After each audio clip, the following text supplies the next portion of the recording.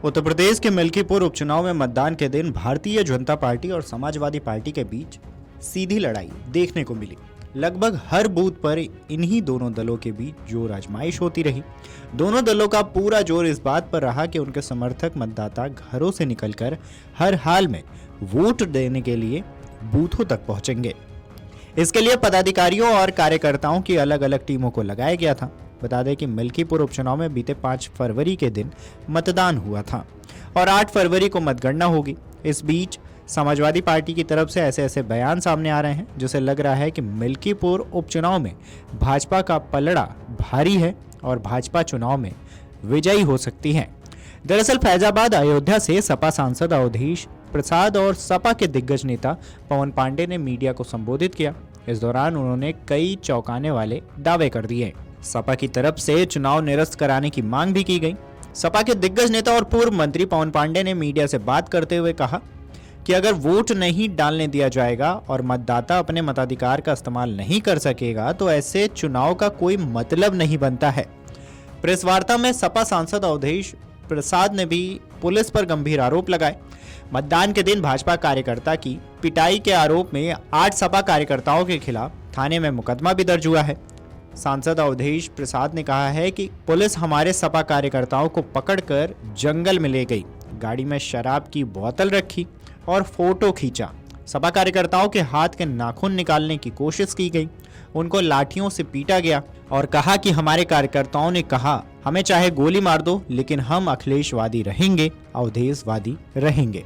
उन्होंने कहा कि भाजपा सरकार में सपा कार्यकर्ताओं का उत्पीड़न हो रहा है, जबकि भाजपा कार्यकर्ता भखौली बूथ पर बूथ कैप्चरिंग कर रहा था।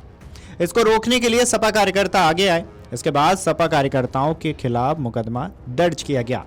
अयोध्या पुलिस एक तरफा कार्रवाई कर रही है। इसके साथ ही अवधेश प्रसाद ने कहा है कि मिल्कीपुर इतिहास बनाएगा कि चुनाव में लाख गुंडई और धांधली होने के बावजूद समाजवादी पार्टी के प्रत्याशी अजीत प्रसाद जीतेंगे। हमारे कर्मठ कार्यकर्ताओं को बुरी तरह मारा गया है, उनकी पीठ पर पड़ी लाठियां संविधान की पीठ पर पड़ी हैं।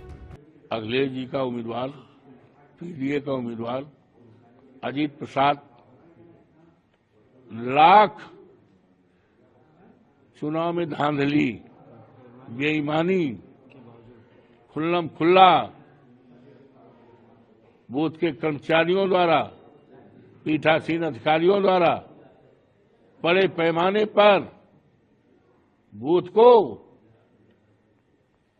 भाजपा के पक्ष में डलाने की कोशिश किया है।